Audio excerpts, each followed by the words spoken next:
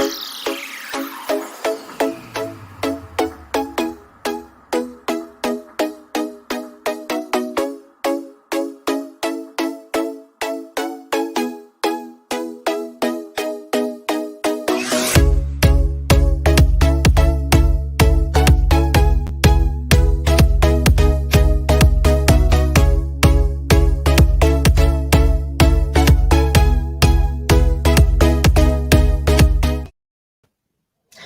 evening all, welcome back to West Ham Unofficial. I hope you're all doing well on this lovely Tuesday evening. Something a little bit different tonight, outside of the West Ham box, if you like. We've got a former professional cricketer coming on very shortly, so looking forward to that.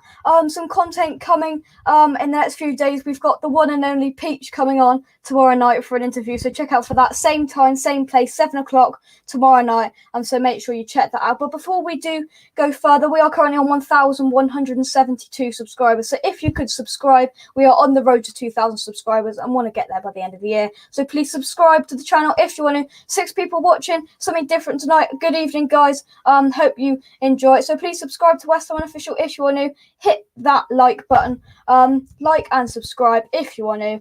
But without further ado, let's go now to me about 2 weeks ago, and let's please see the video here on Canning Town Lane. Canning Town Lane is your best place to buy custom portraits that you can buy on the internet. Canning Town Lane does animated portraits like this one he did for me up here. They are absolutely fantastic and I couldn't recommend them enough. So just some ones that he did for me. I've got this one here outside the London Stadium. I mean, it looks just like me, really. The best possible kind of animated portrait, kind of animated cartoon kind of picture I could hope for, really. They're absolutely amazing and they are so realistic, look exactly like me, and they are very good to buy. So make sure you do click the link in the description down below to buy a portrait from Canning Town Lane. I'd highly recommend them. Click the link in the description down below. He does animated portraits, non-West Ham related, West Ham related, lots of different backgrounds, any shirt, any background. You can basically customize it to your absolute kind of needs and what you exactly want. So click the link in the description down below to check out Canning Town Lane. Come on, your eyes. Come on, your eyes. So without further ado, let's get straight into it. So we're now going to bring on former Worcestershire cricketer and played for many other clubs. It's Matt Pardoe. Matt, how are you? I'm very well, thanks, Jake. How are you? Yeah, not too bad. So let's go through some of your stats then. As a professional cricketer, as you can see down there, very delighted to be joined by you tonight. So you played 56 first-class games. You scored 2,291 runs. You scored 100, 14 50s, and your 100. You scored an extra 2 runs for your highest score and scored 102 runs. So a professional cricketer, we'll start with that then. Kind of how did it start and when did you start playing? Well, I think, like most people, it kind of started at home with playing with my dad and my brother, watching my dad down his local cricket club at Broughton, and just playing on the side of the pitch, really, or when we're on holiday, playing on the beach. And from a young age, loved the game, loved the competition, particularly with my brother, and then kind of got into playing kids cricket, and it kind of went from there, going through the different age groups, county, academy, and so on. Yeah. What's it kind of what's it kind of like to be a professional cricketer? Because I mean, obviously I'm retired now, but it must have been like a kind of a surreal experience from like a young age to kind of be one, and then for it to become a reality. Yeah, it was a dream come true, really, and certainly that debut game of mine against Yorkshire. As I was walking out to bat, I was kind of thinking, "Wow, this is crazy! Like my whole life has built up to this moment." And it was awesome, and certainly the first couple of years, every game was exciting because I was playing at new grounds, playing against opposition I've been watching on the telly, and you know, some of them international. So I think every experience was new. Playing against these players, forming friendships with them as well. So really, those first 2-3 years were absolutely incredible. And you kind of, I think in those early years, it was still very much playing cricket because I absolutely loved it. It wasn't necessarily a job as much. So that's certainly one thing. It can change and did change for me a little bit more into a job. but certainly the first few years were incredible. Yeah. Personally, I know Gareth Andrew. Have you got any stories that spring to mind when I mention him? Gareth, absolutely top bloke. I think most stories with Gaz will either be in the gym or with a pint of Thatcher's in hand. So not sure they should be shared live on air, but no, he's a top bloke, and I know he's going to come on and have an interview with you as well in the coming weeks, which I'll be tuning into. Thank you very much. So Gareth himself asked, could you explain? He says one of your shots that used to play, the Cleave. Oh, the Cleave, of course. So I'd love to say it was modelled on Trescothick's Leave, but certainly with a lot less skill and class, where basically you just kind of play down the line of off stump just outside, and my theory was if it swung back, it'd hit the middle of the bat. If it didn't swing, I'd miss it, and it served me quite well. But it was a bit of a running joke in the squad that with these videos where someone says my best shot, pull shot, whatever it might be. Mine would definitely be the Cleave. Tom asked in the comments, hello lad, Matt, what was it like playing with Moeen Ali? He was one of my favourite players. I mean, he's kind of gone on to the England scene now. What was it like playing with Moeen Ali? Again, brilliant. He was a top guy, bit of a prankster off the pitch, but certainly on the pitch, no one who played harder. And certainly seen him with all his natural ability, which I think everyone can see, seeing the way he went about his business at the training ground and how he prepared for games, and then to go out and play and get the results. It was awesome to see that, model professional and what that top level can do. Yeah, great guy. I mean, there's no doubts about he's a very skillful cricketer and a great player to watch. So what was it like? You touched on it there. What was it like playing for Worcester for the first time? Because you mentioned Yorkshire was your first game. And what was it like playing for the first time, going out and batting? It was awesome. So that first game, most of the time I opened the batting, but the first season I had a few games settling in at number 6, and so I went out to bat. It was a nice sunny day at New Road, which is where Worcestershire play. And I remember kind of walking down the side of the pavilion steps and out to bat thinking, wow, this is incredible. Some great names on this pitch, like Root was playing, Bairstow, guys like Adam Lyth, Ryan Sidebottom, Adil Rashid. So, good side we were playing against. And just that joyful feeling of, years and years of wanting to do it. And it's finally happening right now. So, special moment. Mark says, evening Jake, keep up the good work, mate. Thank you very much. Question come in, did Matt enjoy giving and taking a sledge? I can't say I gave much sledging. Don't think I was in a position to, but I certainly received a hell of a lot of sledging, which there was some great stuff, but certainly my tactic was mainly just keep my head down and try not to frustrate people even further, so I got more. Yeah. David has asked, what led you to leave Worcestershire, and how did you become captain of Herefordshire? I just got released at the end of one year. Got released in September, so the end of the season. Wasn't what I was expecting, but it happened. And then after that, I was still looking to play at a high level, and Herefordshire approached me and said, would I like to play there? So kind of took the opportunity and had, I think, one season just playing, and then they asked me to be captain after that. So that was that kind of progression into being Herefordshire captain. Yeah. Who was the quickest fast bowler you ever faced? Quickest bowler, I think definitely Morne Morkel. He was absolutely lightning quick, kind of getting lots of bounce from a tall guy, nipping it around. And I remember that spell of bowling, just thinking, my God, what is happening? How am I going to hit the ball in front of square? Yeah. Mark asks, what's Matt's favourite sledging incident? No, one of my favourite sledging incidents wasn't even when I was batting, it was when I was fielding. It was a game at Scarborough, and they've got a pretty lively crowd. And I stood out on the boundary. I got a duck in the first innings of the game on a green seamer, Ryan Sidebottom, who I was his bunny. He'd snicked me off in the second over of the game. So I'd got a naught. I was sweating on that out on the boundary, and a load of local lads went and bought a few loaves of bread, and they were throwing the bread all around me. So there were loads of seagulls just swarmed around me. God. And every time a ball came near me, hit out to the boundary, I was having to run through load of seagulls and then kind of battle them off. And it was absolutely brilliant. What didn't help was the fact I went out for a team meal that night with Gareth and a few others, and the same lads that had been sledging me all day, telling me I was going to get a pair and throwing bread at my feet, were sat at the table next to us. So it continued in the evening too.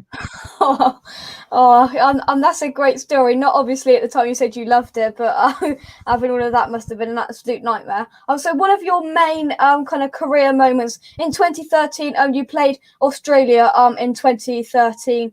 What was it like just coming up against the Aussies? And then we'll come on to what happened in the game.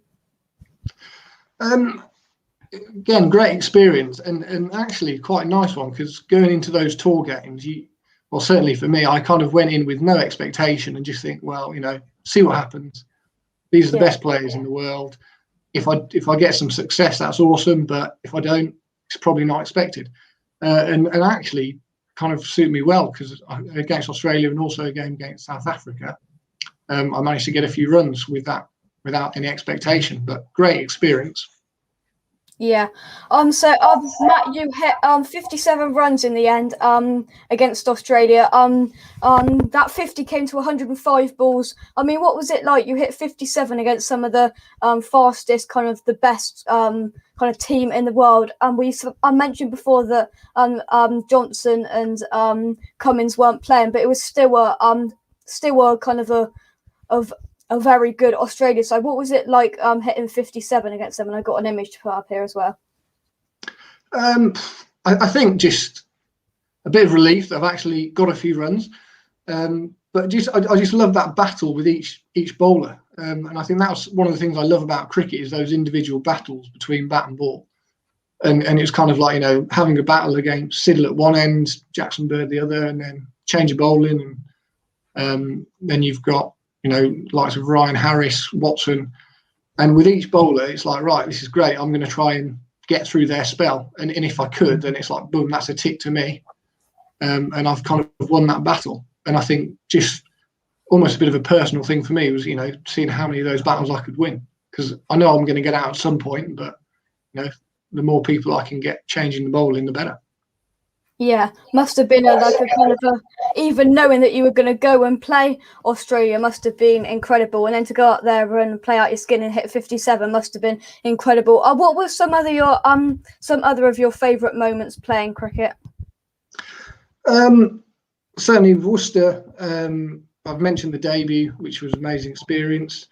The tour games as well, Australia, but also against South Africa, which I think was probably even more meaningful to me, because that was South Africa's complete bowling side, really. So they had Dale Steyn when he was world number one. They had Morne Morkel. They had Philander. So, their full strength bowling lineup.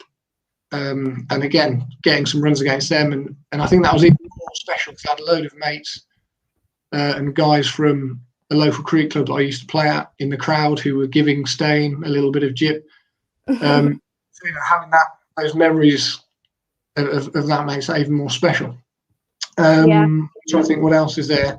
That first 100, that was a special moment, and I think even more so because I've managed to get out just before 100 several times previously, and it was kind of like one of them things where you think, God, can I actually do this? Am I ever going to get there, or am I just going to keep getting out in the 80s, what have you? So getting that first 100 was amazing. Unfortunately, I was out the very next ball. I think I was a bit too giddy and forgot what I was meant to be doing. But getting that, and again, that was even more special because I had Moan with me at the other end. So sharing the pictures of that was incredible. Yeah, absolutely incredible. Right, so we've got 3 questions. Who was the best spinner you ever faced? Oh, that's a good question. I think the best one I ever faced was in the nets, was Saeed Ajmal, but that probably doesn't really count because it wasn't in the game. Trying to think, Tahir was up there for South Africa. I think he was pretty handy, good control leg spinner with a good googly. Yeah. So I'll go for Tahir. Yeah, some really good spinners in there. Tom says, who's the best player you ever played with? That is a tough one.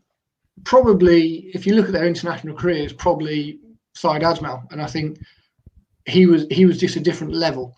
So certainly we had Moeen as our other spinner at the time, and Moeen, did bits, but every time Ajmal came on, it was just, you just knew something was going to happen, and more often than not, he'd just turn a game on its head. Certainly, I remember a game against Essex where we weren't in the best of positions, and then he came on to bowl and just bang, that was it, just whittled through them. They couldn't lay bat on ball, and so probably Ajmal. But I played with some quality players. Certainly, Phil Hughes obviously tragically lost his life way too soon, but he was an incredible player, just relentless run scorer. I think he'd have been, one of the greats had he managed to carry on. And also there's a guy, Tilan Samorera, who Sri Lankan batsman who was, again, awesome on the international stage. And he was brilliant, actually, as a coach and as a mentor as well. Certainly my best year with the bat was when he was the overseas pro. And I think he did a lot of mentoring. So, playing with him was incredible. Yeah.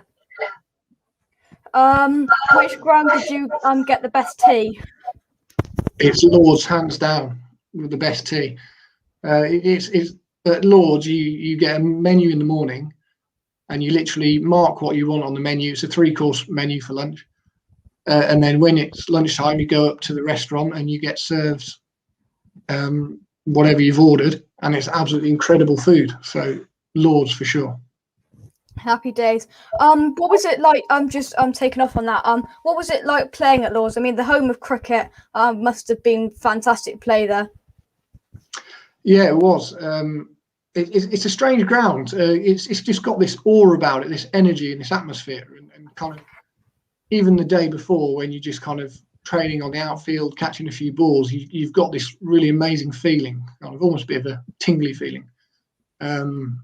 So kind of playing there, you've kind of got that in the background all the time, which is amazing. And that first walk through the long room as you go out to bat or go out to field was really quite special. Yeah. Best captain. I'm just let you take a sip over that. Apart from myself, no. Sorry. So I had 2 captains at Worcester, Vikram Slanky and Daryl Mitchell. Both different captains, I'd say, but both kind of led by example. I'm trying to think who'd be a better captain. That is tough to say. I'm trying not to sit on the fence and just say they were both brilliant here. I'm gonna. Oh, I don't know. I'll tell you what. We'll come back to that later on. Just while you kind of decide over that, just in case you missed at the start, and there's just a couple of images of Matt's career.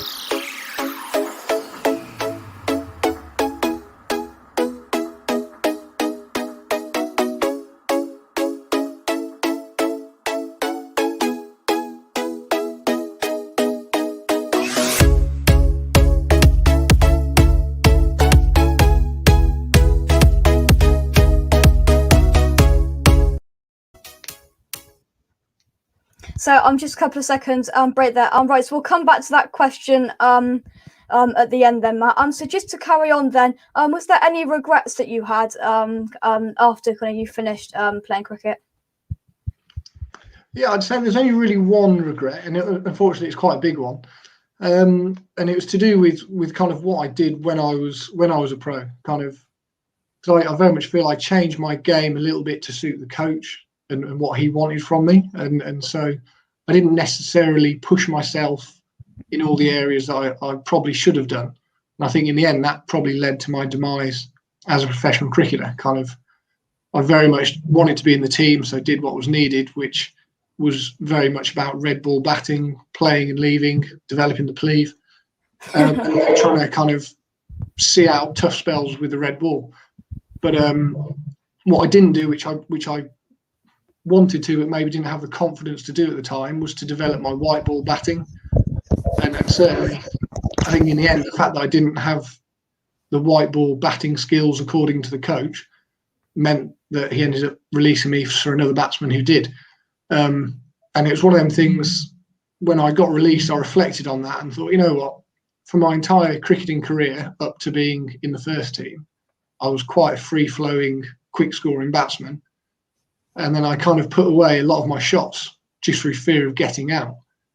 And then, look at players around me that carried on pushing themselves how they probably felt they needed to. And they've all really kicked on and had loads of success. So I'd say that would be my one regret, is not, developing my game how I wanted to, and then kind of just doing what the coach wanted me to do. Yeah. Tom says, Phil Hughes, what a player, will never be forgotten. I'm so aware of what a career he had. Yeah, definitely. He'll never get.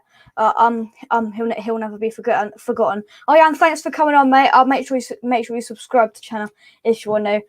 He asks you, who was your favourite coach who coached you?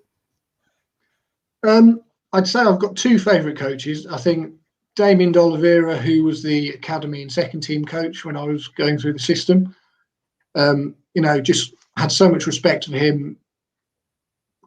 Trusted him with my life, always knew I could get an honest conversation with him, and also knew that he cared about me as a person, not just a cricketer.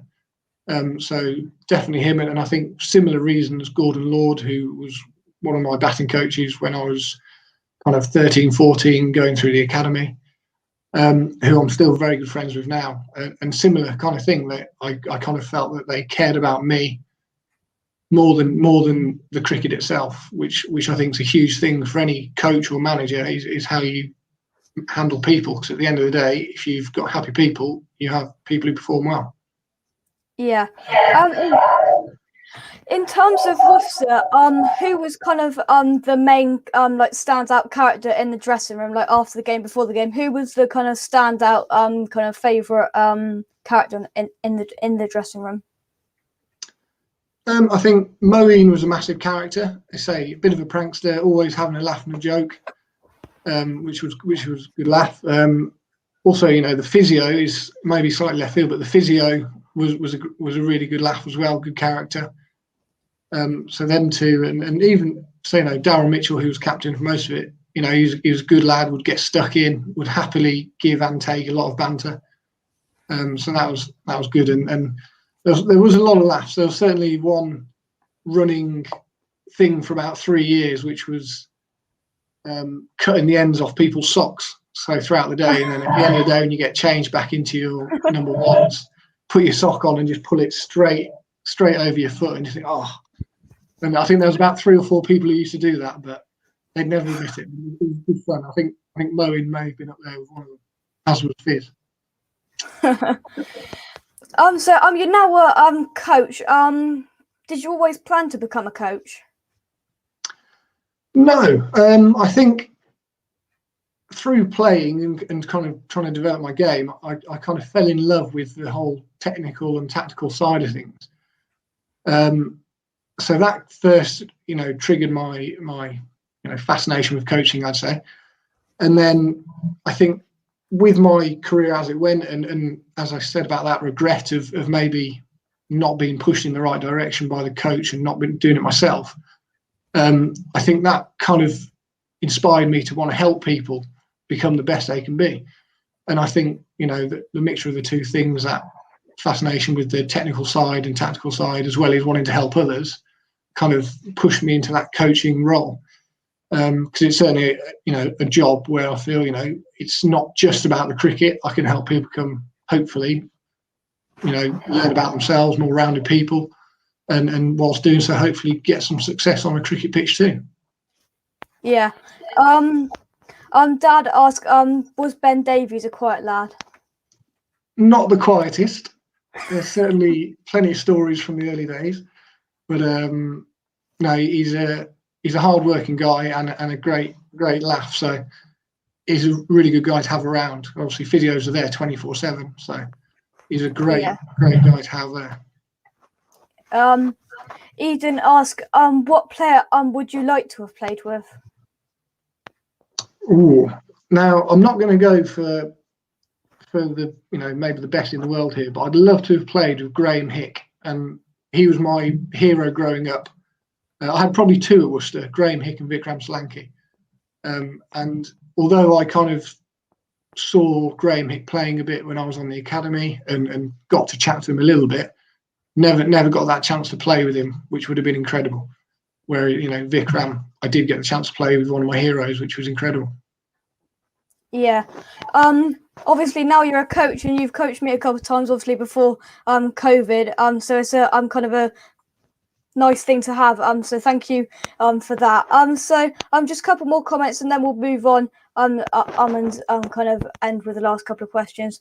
Neil says, my nephew is 13. And has been selected for Essex Academy as an opener. Do you have any advice to pass on to him? Yeah, I think certainly look at the player you want to be, and work towards that. Let that shape how you train. I think it can be easy to just kind of live in the moment and work on whatever is maybe what's going to work right now. But certainly in the current game where there's so many skills with white ball and red ball batting, trying to think, what kind of player do you want to be, and then start working towards those things. That would be my best bit of advice. Yeah. So where are you playing now currently? Obviously, as you keep on playing cricket.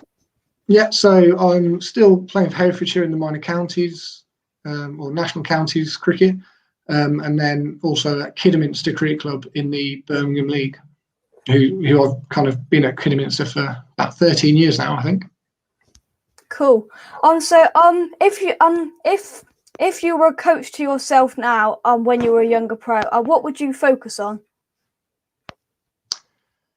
I think pretty similar to what I've said before is pushing myself for the different things. So for me, it would have been about trying to give myself the confidence to go out and play my shots, even in red ball cricket, even against that highest quality opposition, just to back myself and actually go and play my game. And I think kind of away from the pitch, just pushing myself to work on different things. Certainly for T20 batting, etc. Yeah. So as a coach, what makes a successful team or player, do you think? Right. This might be quite a boring answer, but I think doing the basics well. Look at any team or individual that have a lot of success, and generally they just do the basics better than anyone else. Certainly, look at Joe Root's success in Sri Lanka in that first test match. All he did against the spin was get right to the pitch of it or right back in his crease. Someone like James Anderson just keeps hitting a good area that makes a batsman play, and eventually the ball's going to have one of the batsman's name on it. So, just doing the simple things. Yeah, definitely. Last question. Did you ever go overseas to play in the winter? Yeah, that's something that most young pros do is go out and experience different countries and cricket in those different places. I had 2 winters in Australia and 2 winters in Zimbabwe. So had good experience in 2 different cities in Australia and then going back to the same place in Zimbabwe twice. Yeah, must have been an absolute experience. We've got one of our regulars who comments on the football shows all the way over in Australia. Kieran, good morning, mate. Morning from the Gabba or near at Young Jake and Matthew. Thanks for joining us. You've just caught the tail end, but by all means go back and watch it because it's been a great interview. But thank you very much, Matt, for coming on tonight. It's been an absolute pleasure and a great interview. Thank you for having me on, Jake. It's great to see what you're doing and glad to be a part of it. Thank you very much. So guys watching, please subscribe to West Ham Unofficial if you want to, for lots of content coming in the next couple of weeks. Lots of games, lots of different interviews like this. Subscribe to the channel if you want to. Hit a like on today's video. And from me and Matt, goodbye.